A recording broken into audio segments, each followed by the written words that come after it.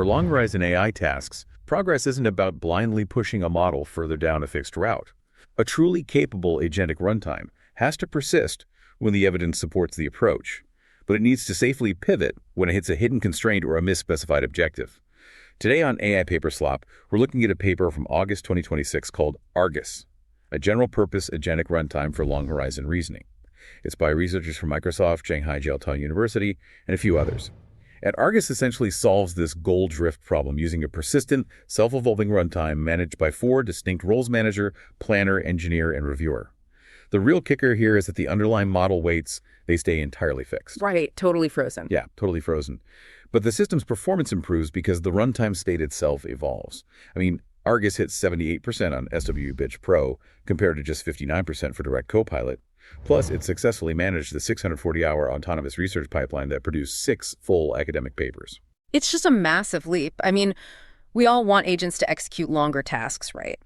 But the problem has always been that when an agent changes its goal mid-run, how do we know it actually learned something useful? Like, how do we know it didn't just give up and move the goalposts? Because in long-horizon research like, say, mathematical proofs or system verification, your initial objective is almost always slightly wrong or underspecified. Right, you think you're solving one thing, and then 3 days later you realize, oh, wait, that's impossible. Exactly. And when a human does that, it's a brilliant pivot. But when an AI agent does it, it's dangerous, because an agent that abandons a target looks externally indistinguishable from one that simply failed, and then, rationalize that failure to claim it succeeded. Okay, let's unpack this. Because unrestricted pivoting, it sounds kind of like a faulty car GPS to me. Like, imagine you're driving, the GPS realizes the bridge ahead is out, and instead of calculating a detour to the airport, it just drops a pin in some random cornfield and announces you've arrived at your final destination. That is exactly what happens with standard agents. Technically, it finished the trip, right? But practically, you are stranded in a cornfield. Yes. And to stop the agent from dropping that pin in the cornfield, Argus introduces this foundational contract model. They define it as a mathematical state object, a vector called K sub t. Okay, K sub t, what's actually in it? It's made of 4 strictly separated elements. You have the stable user intent, the operational objective, the constraints, and the verification criteria. And the separation is the key part. Absolutely, because a single model prompt can't juggle the stable intent and the changing operational objectives simultaneously without drifting.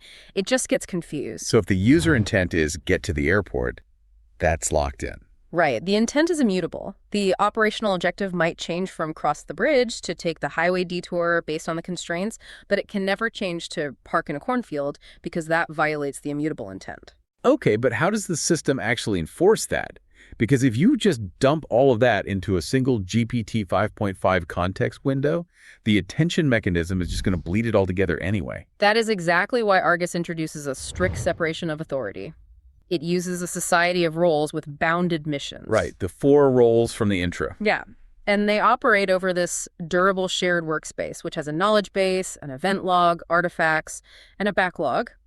Over that workspace, you have the manager. The manager owns the campaign state. It anchors the objective, and it is the absolute only role that can authorize a stage transition. So only the manager can say, we are moving forward, or we need to roll back. Exactly. Advance, hold, or roll back. Then you have the planner, which just looks at the state and breaks it into bounded tasks and dependencies. The planner doesn't write code at all. That's the engineer's job. Right. The engineer implements the logic, runs tools, writes the artifacts, and then finally, the reviewer independently inspects those artifacts and logs.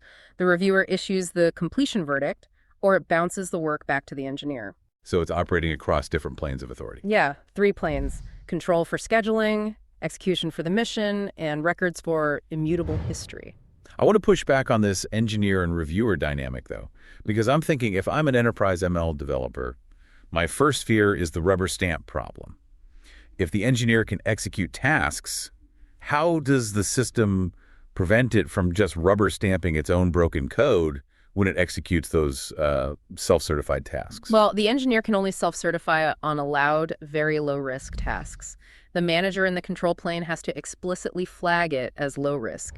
If it's anything that modifies the core objective or closes a major stage, the vertical policy physically revokes the engineer's right access to the completion verdict. Oh, wow. So it physically can't just pass itself? Exactly. Independent review becomes a system-level mandate. Okay, so we have this strict separation of roles. Yeah. But I want to get back to the craziest part of this paper.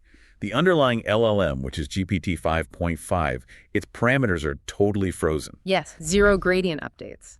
Right, 0 updates. So how do these roles actually get better at their jobs over time? They call it verification-gated fixed model runtime self-evolution. That's a mouthful. It is, but the concept is brilliant. The evolution happens in the persistent state. So candidate memories, new skills, custom verifiers, and even explicitly rejected routes, they only become reusable in a persistent state after they pass a role-owned review. So they have to prove they work first. Right, they need task-native verifier evidence, and this longitudinal SWE-Bench Pro run really shows how powerful this is. Overall, Argus scored 78%, and initially it used 1.41 times the aggregate tokens of Direct Copilot. It started out more expensive. It did.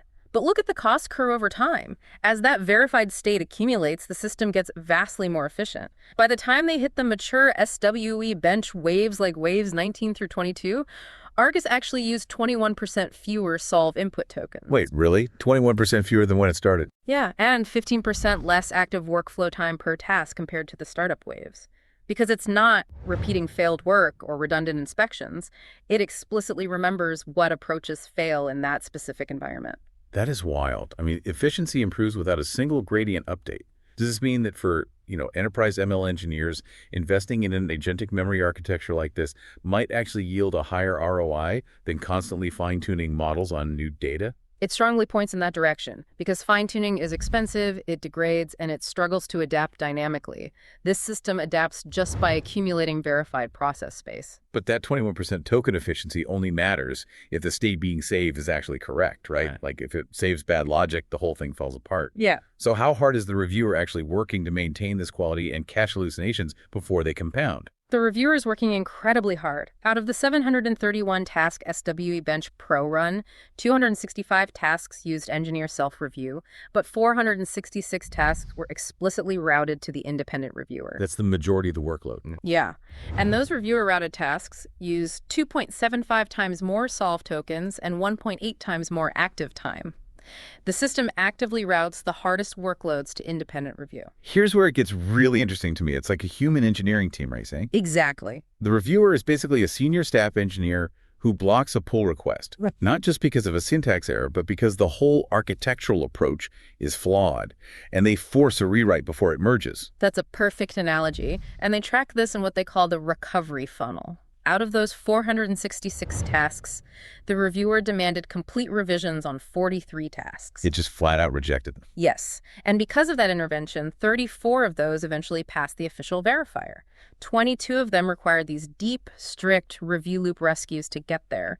But the most telling stat, another 35 were explicitly declared blocked. Meaning the system just gave up. It analyzed the constraints and realized it couldn't be solved within the parameters. It refused to silently fail or hallucinate a fake success. Which is honestly a massive leap in reliability. But, fixing GitHub issues is great and all. Argus was designed for open-ended, long-horizon research. How does this architecture handle tasks where the right answer hasn't even been discovered yet? That's where they tested it on AI Bench. It scored 76.8% there and had a 28-point gap on mathematical data synthesis. But the real proof is the massive paper production vertical. Right, the 640 campaign hours. Exactly. 640 hours, 254 missions, 576 engineer rounds, 286 reviewer revisions, and crucially, 16 full-stage rollbacks, all resulting in 6 submitted academic papers. Okay, let's zoom in on one of those because the multimodal hallucination paper trajectory is fascinating. It took, 163 hours? 163.6 hours, yeah.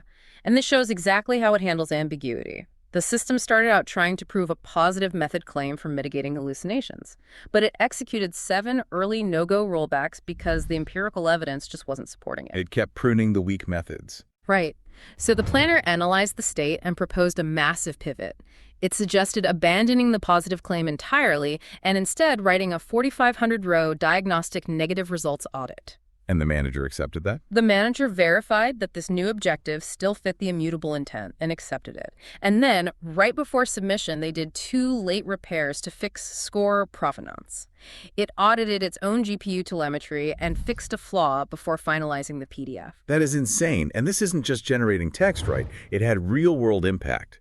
Like an Argus-produced optimized RWKv6 kernel was literally merged upstream into the Flash linear attention repo. Yes, and in the materials campaign, MOF checker, it actively threw out a highly complex published method. The Feynman-Keck steering, right? Yeah, Feynman-Keck is mathematically dense and heavily used in the literature. But Argus realized it was a confound. It threw it out and replaced it with a much simpler approach, best of K independent generation. And it yielded a 53.39% pass rate. It literally tossed out the complex academic standard for something simpler that worked better. Okay, I have to jump in with a reality check for the technical listeners here. Is the point of all this that AI is going to write all our ML papers now? Or is this really just an extreme stress test to prove the runtime can handle the chaotic, nonlinear reality of R&D? It is absolutely a stress test. The paper explicitly says that completing a manuscript doesn't mean it's groundbreaking scientific novelty. The point was to prove that the architecture can survive the chaos of R&D. It can change a hypothesis, run experiments, and repair its own evidence without a human having to constantly reset the prompt. So Argus successfully navigates the chaos. But what is the ultimate byproduct of all these rollbacks, these rejected branches and pivots? Because not just the final paper, right? Not at all. And this brings us to a theoretical concept in the paper they call process data dominance. It's based on the Blackwell information ordering. Okay, break that down for me. Basically, the final artifact, the code or the paper, is just a projection. The typed trajectory, meaning the failed routes, the verifier feedback, the intermediate bounds, is mathematically more informative for making optimal downstream decisions than the final artifact alone. Because it tells you what not to do. Exactly. In the math campaign, Argus retained one completely falsified route alongside 6 proof-backed updates. It keeps the structured data to coordinate the next mission, sure, but mostly because it's the perfect training corpus for future supervised or reinforcement learning. So what does this all mean for context limits? Because if we save every failed branch and blocked review, how does Argus compress this process data? I mean, a 160-hour campaign would instantly blow up the LLM's context window on the next task, wouldn't it? It would. But Argus uses a highly selective compression operator. It bifurcates memory into an append-only event tape for offline training and a working checkpoint. Ah, so not everything goes into the active prompt. Right. Candidate updates only enter the active persistent working state if they mathematically reduce future task risk or resource cost. It only pulls a failed branch into context if the current task looks like it's about to make the same mistake. It's highly curated. That makes a lot of sense. It's pulling from experience, not just dumping a log file. So we're really seeing a massive shift here from monolithic, cross-your-fingers agent runs to these highly structured, persistent, verification-gated runtimes that actually know how to pivot gracefully. It changes everything about how we build autonomous systems. Which leaves us with a pretty provocative thought to mull over. If systems like Argus can dramatically drop compute costs using 21% fewer tokens and increase success rates entirely through structured state accumulation and independent review, and they do this with absolute zero updates to the model weights, are the current AI labs over-indexing on building massive foundation models? I mean, when the real bottleneck to AGI might actually just be the runtime architecture built around them.